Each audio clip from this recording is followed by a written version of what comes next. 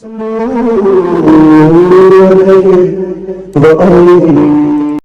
علیکم ورحمۃ اللہ وبرکاتہ۔ خیر مقدم میں آپ کا فدا نامے میں دوستو، آج کے صبح میں ہم حضرت خواجہ ابو محمد چشتی رحمہ اللہ علیہ کے حوالے سے عرض کرنے کی سعادت حاصل کر رہے ہیں۔ اس امید کے ساتھ ویڈیو پسند آنے کی صورت میں لائک کریں، شیئر کریں اور فدا نامہ یوٹیوب چینل کو سبسکرائب کریں۔ حضرت خواجہ ابو محمد چشتی رحمہ اللہ علیہ کا شمار تاریخ اسلام کے عظیم ترین اولیاء کرام میں ہوتا ہے۔ ان کی زندگی کے مختلف پہلو ایک نہایت روحانی اور ایماندار، ایمان افروز داستان ہیں۔ آپ کی شخصیت میں روحانیت، علم، تقوی، زہد و تقوی، تزکیہ نفس اور اپنے معاصرین کے لیے رہنمائی کے بے شمار پہلو موجود ہیں۔ حضرت خواجہ ابو محمد چشتی رحمہ اللہ علیہ کی ولادت 331 ہجری کی پہلی محرم کی رات کو ہوئی۔ شب عاشوراء مسلمانوں کے لیے ایک مقدس رات ہے۔ یہی رات حضرت امام حسین رضی اللہ عنہ کی شہادت کی رات بھی ہے۔ حضرت خواجہ ابو محمد چشتی رحمہ اللہ علیہ کی والدہ حضرت خواجہ ابو احمد چشتی رحمہ اللہ علیہ کی اہلیہ تھی۔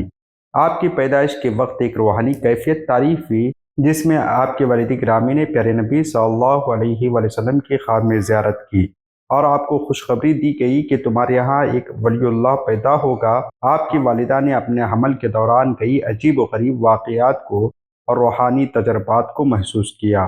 آپ کا پیدائشی دن وقت بھی خاص اہمیت رکھتا ہے، کیونکہ عاشورے کے ماہ میں آپ کا ظہور ہوا، جو کہ عظیم طور پر روحانیت کی اہمیت کا حاصل ہے۔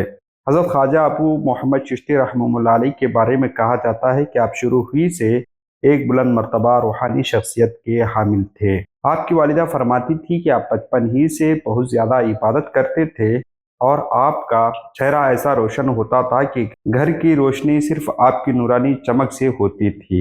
آپ کے چہرے سے ایسا نور نکلتا تھا کہ پورا گھر روشن ہو جاتا تھا، اور اگر سوئی بھی گر جاتی تو نورانی روشنی میں چمک جاتی تھی۔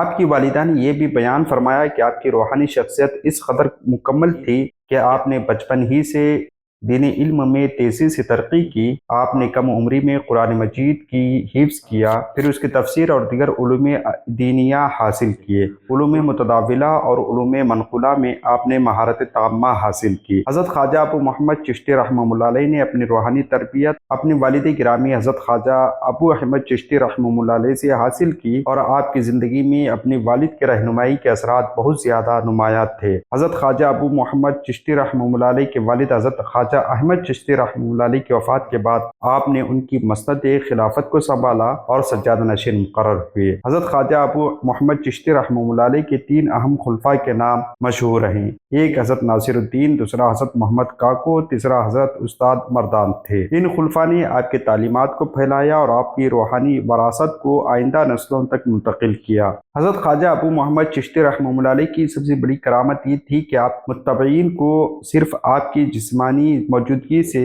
روحانی فوائد حاصل ہوتے تھے، یہاں تک کہ جو شخص آپ کی خدمت میں حاضر ہو جاتا وہ اپنی مراد پا جاتا تھا۔ آپ کی عبادت اور ذکر و اذکار کے اثرات اتنے طاقتور تھے کہ آپ کی موجودگی میں کافروں کو اسلام قبول کرنا ایک عام سی بات تھی۔ اپنی زندگی میں ایسا روحانی ماحول قائم کیا کہ آپ کے زیر سایہ مسلمان بننے والے تمام لوگ روحانی طور پر بلند مرتبے تک پہنچے۔ حضرت خواجہ ابو محمد چشتی رحمہ اللہ علیہ کے دور میں اسلامی تعلیمات اور اسلامی فتوحات کا دائرہ وسیع ہوا، اور ان کا اثر بھی فتح سومنات کے روحانی اثرات کے ساتھ جڑا ہوا تھا۔ آپ کی تعلیمات اور کرامت کا یہ شعرہ تھا کہ روحانیت اور ایمان کی طاقت کسی بھی قدرتی یا مادی طاقت سے زیادہ اثر انداز ہو سکتی ہے۔ اس کے ذریعے انسان اپنے اندر کی صفائی اللہ کی رضا کے لیے گامزن ہوتا ہے۔ حضرت خواجہ ابو محمد چشتی رحمہ اللہ علیہ کی زندگی اور ان کی کرامات بھی فتح سومنات کی طرح ایک اہم پیغام تھا۔ حضرت خواجہ ابو محمد چشتی رحمہ اللہ علیہ کا وصال